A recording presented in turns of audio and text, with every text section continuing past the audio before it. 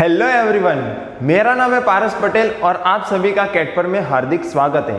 Guys, इस video में हम सीखने वाले हैं कि पाइथन में इफ एल्स कंडीशन क्या होता है, उससे हम कैसे डिसीजन ले सकते हैं कोई भी चीज़ का और उसको कैसे प्रोग्राम करते हैं। तो ये सारी चीज़ें हम इस वीडियो में सीखने वाले हैं। तो चलिए शुरू करते हैं and code like a pro.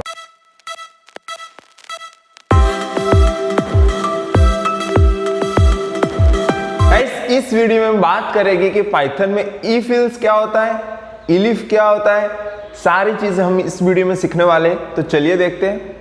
तो गाइस, इस वीडियो को स्टार्ट करने से पहले मैं आपको कुछ एग्जांपल्स देता हूँ कि जहाँ पे आपको डिसीजन लेने की जरूरत पड़ती है। मान लो आप 10th में होते हैं तो आप क्या बोलते हो कि 10th में अगर मेरे 90 से अप मार्क्स आ गए तो मैं साइंस स्ट्रीम लूंगा वरना कॉमर्स स्ट्रीम लूंगा। तो आप क्या कर रहे हो, अपने मार्क्स के बेसिस पे क्या ले रहे हो, डिसीजन ले रहे हो।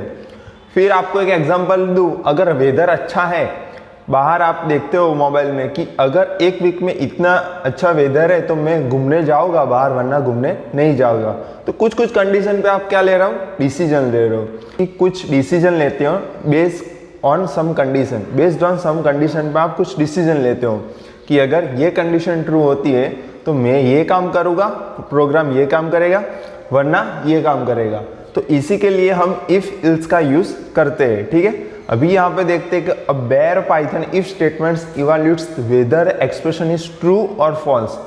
वो इवैल्यूएट करता है अगर ट्रू है या फॉल्स है। It executes the underlying code only if the result is true.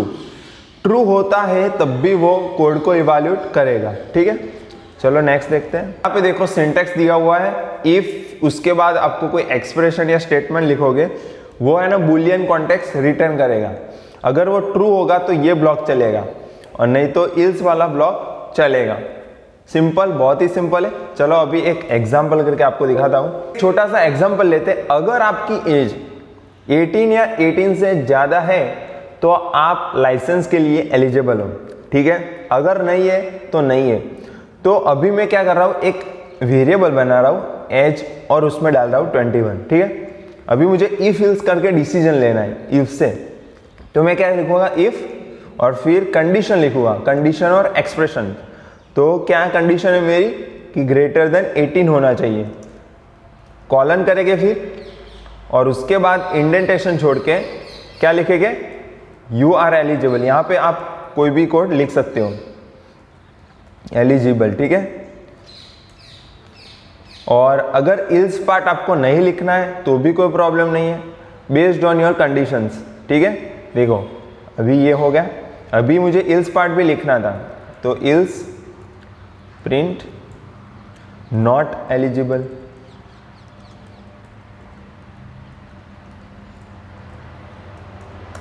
ठीक है, तो यहाँ पे अगर मान लो एज की वैल्यू मैं 17 कर देता हूँ तो हमारा आंसर क्या आएगा, नॉट एलिजिबल।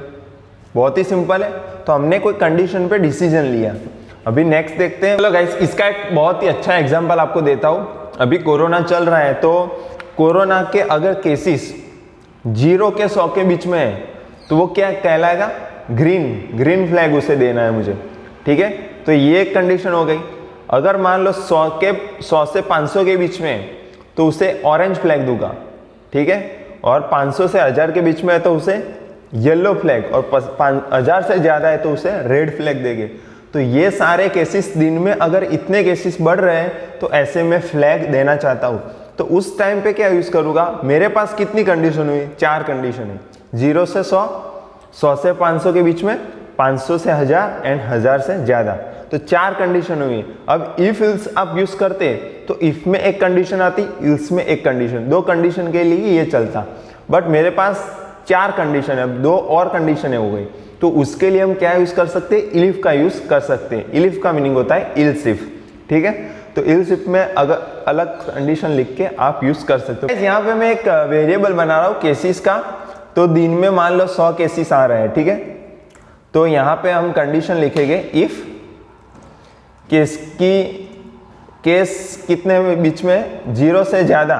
ठीक है, मतलब लेस देन 100 है। ठीक है, यहाँ पे यही रखते हैं, लेस देन और इक्वल टू क्या है, 100 है। तो मैं क्या कर दूंगा, ग्रीन जोन। Green flag. बहुत ही सिंपल है।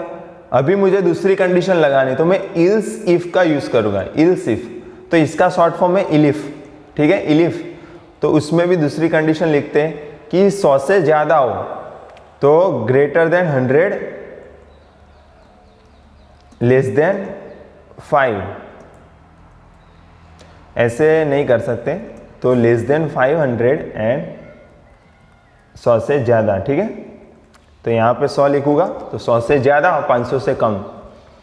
तो यहाँ पे कॉलन कर देंगे फिर से, तो यहाँ पे प्रिंट कर देंगे क्या, क्या ग्रीन, फिर orange, orange John, orange, orange John, orange flag, ठीक है। उसके बाद क्या करेंगे, इलिफ। अभी 500 से क्या है, यहाँ पे इक्वल टू कर देते हैं, ठीक है। और यहाँ पे मैं लिखूंगा 500 से अभी ज़्यादा हो, cases, and less than equal to 1000 हो। यहाँ पे लेस देन ही रखेंगे। और यहाँ पे मैं करता हूँ येलो फ्लैग, येलो फ्लैग। और इल्स में क्या कर देंगे, प्रिंट, इल्स में क्या कर देंगे, रेड फ्लैग। देखो ग्रीन फ्लैग आया क्योंकि हमारे केस थे क्या थे, 100 थे। अभी देखो गाइस, केस की वैल्यू हम चेंज करते हैं, मान लो कर देते 2000, ठीक है। और उसके बाद यही सेम कोड फिर से रन करते हैं, तो रेड फ्लैग आया। अभी केस की वैल्यू कर देनी है मुझे 700 कर देते हैं, पर डे केसेस है गाइस, ठीक है। पर डे केस अगर 700 है तो क्या होगा, येलो फ्लैग हो गया, क्योंकि 500 और 1000 के बीच में थे। अभी ये कंडीशन भी चेक कर ले, 300 कर दे, 500 कर देते, ठीक है। तो 500 पे क्या आता है चेक करते हैं, तो सेम चीज, ऑरेंज फ्लैग आया। तो गाइस ऐसे हम बहुत सारी कंडीशन हो जब, तो इलिफ का भी यूज कर सकते हैं। चलिए अभी नेक्स्ट देखते हैं। अभी गाइस एक चीज आपको सिखाता हूं कि इफ जो हमने लिया था, इफ वाला स्टेटमेंट, उसको एक लाइन में भी हम लिख सकते, तो वो कैसे लिख सकते हैं, तो अभी मैं आपको समझाता हूं। तो अभी मुझे लिखना है, सिर्फ एक ही है, इफ ही है मेरे पास, if condition, if cases is greater than 1000, ठीक है, 1000 रखते हैं। फिर कॉलन करके क्या कर देंगे, प्रिंट रेड जॉन, ठीक है। जॉन का स्पेलिंग गलत है। और फिर दूसरा स्टेटमेंट लिखना है, तो ऐसे लिख सकते हैं, कॉलन करके, सेमी कॉलन करके आप दूसरा स्टेटमेंट भी ऐड कर सकते हो।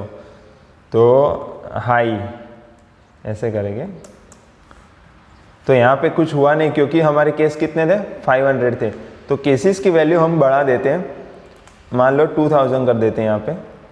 और सेम चीज़ यहीं पे फिर से रन करते हैं। और सॉरी, ये नहीं करना है मुझे। देखो रेड जोन एंड हाई। तो ये इफ स्टेटमेंट मैंने क्या लिखा, एक ही लाइन में लिखा। तो ऐसे भी आप कर सकते हो, ठीक है, बहुत ही सिंपल है। अभी सीखने वाले कि पाइथन्स टर्नरी ऑपरेटर। बट एक चीज आपको मैं बता देता हूं कि पाइथन में टर्नरी ऑपरेटर नहीं होता। टर्नरी ऑपरेटर C++ में होता है। तो वो कैसे होता है मैं आपको दिखाता हूं। तो वो ऐसे करके ऐसे। तो यहाँ पे अगर आपकी कोई कंडीशन लिख रहे हो, तो अगर ये ट्रू होगी तो ये चलेगी, वरना फॉल्स होगी तो ये चलेगी। तो इसे बोलते हैं टर्नरी ऑपरेटर, ठीक है। इतना समझ में आ गया। ये क्वेश्चन मार्क है गाइस, और ये कॉलन है। तो यहाँ पे कोई कंडीशन लिखी होती है, ट्रू होती है तो ये वाली हमें रिटर्न होती है चीज, फॉल्स होती है तो ये वाली होती है। तो ये C एंड C++ में काम करता है। बट पाइथन में कुछ अलग है। तो वो कैसे करते हैं तो वो मैं अभी समझाता हूँ गाइस। अभी मैं एक सिंपल सा एग्जांपल ले रहा हूँ। इफ इल्स आपको पूरा पहले सेम सिंपल तरीके से करके दिखाता हूँ, फिर उसको वन लाइन में करके देखते हैं, ठीक है। तो मान लो अभी एज लिया मैंने 21, ठीक है। तो मैं क्या कर रहा हूँ, age is greater than equal to 18, तो प्रिंट एडल्ट, ठीक है। Else print minor. ये सिंपल सा एग्जांपल है इफ एल्स का। अभी मुझे एक लाइन में करना है इसको, तो देखो मैं कैसे करता हूं। Adult if age is greater than equal to 18,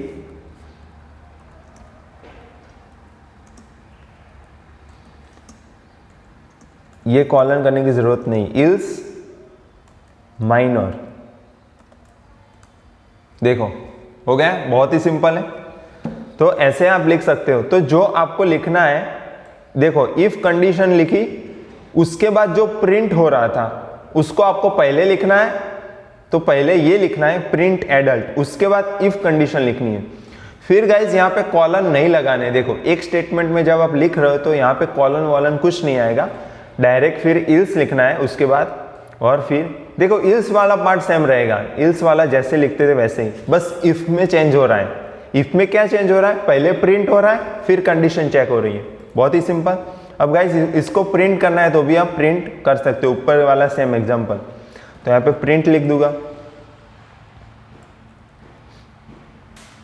यहाँ पे प्रिंट लिख दूंगा, बहुत ही सिंपल। देखो एडल्ट हो गया। अभी गाइस मुझे कोई वेरिएबल में भी वैल्यू असाइन करनी है तो मैं कर सकता हूँ। मान लो डायरेक्ट ऐसे मुझे वैल्यू असाइन करनी है, सॉरी ये चलो यहाँ पे s मतलब एक वेरिएबल बनाते हैं, s is equals to this, ठीक है। अभी मैं जैसे ही एंटर करता हूँ तो वैल्यू असाइन हो गई s में, ठीक है। बहुत ही सिंपल है। अभी गाइस नेक्स्ट देखते हैं कि पाइथन पास स्टेटमेंट। अब पास स्टेटमेंट किस लिए यूज होता है कि अगर आपके पास कोई कंडीशन है, ठीक है, इफ कंडीशन है, बट आप उसको इंप्लीमेंट अभी नहीं करना चाहते क्योंकि आपको पता नहीं है कि इसमें मैं क्या इंप्लीमेंट करूं। आपके पास कंडीशन है, ठीक है, आपको पता है कि बारिश नहीं आएगी तो मुझे घूमने जाना है, बट आपको पता नहीं है कि आप कहाँ पे घूमने जाओगे, आपने अभी डिसाइड नहीं किया है, ठीक है। तो उसके लिए आप पास स्टेटमेंट का यूज कर सकते हो। तो वो कैसे करते हैं तो मैं आपको बताता हूँ। अभी आपने मान लो कोई कंडीशन लिखी इफ ट्रू, कोई कंडीशन है, वो बुलियन वैल्यू होगी ट्रू या फॉल्स, ठीक है। उसके बाद आपको कोई कोड इंप्लीमेंट अभी नहीं करना है, आप बाद में करोगे, ठीक है। तो यहाँ पे अगर आपके पास कोई ऐसा नहीं है तो आप ऐसा पास लिख सकते हो, पास लिख के आप ऐसे कर सकते हो। यहाँ पे अगर आपने पास नहीं लिखा होता तो एरर आ जाती, आप ऐसे खाली नहीं छोड़ सकते। देखो यहाँ पे मैं अगर पास छोड़ देता हूं ऐसे, तो देखो एरर आ गई।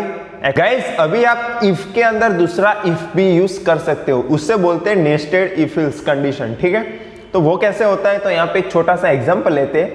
मान लो आपने कोरोना का पहला सर्टिफिकेट ले लिया है, ठीक है, कोरोना की आपने वैक्सीनेशन ले लिए, तो certificate 1 is equals to true and certificate 2 corona C2 certificate 2 मैं फॉल्स कर देता हूं। अभी गाइस आप कहीं घूमने जाते हो बाहर, तो आपको कोई सर्टिफिकेट मांगता है, तो दोनों सर्टिफिकेट आपके पास होने चाहिए तब भी आप निकल सकते हो बाहर। तो यहां पे मैं क्या कंडीशन चेक करूंगा, if corona C1 certificate true है। अब उसके बाद दूसरी कंडीशन और चेक करनी है, तो इफ कोरोना C2 वो भी ट्रू है, तो ही यहां पे हम क्या करेंगे, यू कैन गो, ठीक है, वरना नहीं जा सकते, वरना आपका एरर आ जाएगी। देखो यहां पे अगर ये हो गया, इसके बाद इल्स कंडीशन लिखेंगे, print you can not go. ये गाइस आपको एग्जांपल देने के लिए समझा रहा हूं, यू कैन नॉट गो। देखो तो पहली कंडीशन हमने चेक की, ट्रू था, पहला सर्टिफिकेट आपके पास था, बट दूसरा सर्टिफिकेट नहीं था, तो आप नहीं जा पाओगे। तो यहाँ पे अगर आप इफ के अंदर इफ कंडीशन का यूज करके बहुत ही आसानी से आप कोड कर सकते हो, ठीक है। Thank you so much guys, इस वीडियो में इतना ही। अगर आपको कोई क्वेश्चन है तो कमेंट कीजिएगा, मैं जरूर आंसर दूंगा। तब तक के लिए हंसते रहिए, खेलते रहिए, खुश रहिए। इस चैनल को सब्सक्राइब करना बिल्कुल ना भूलिए। Thank you so much.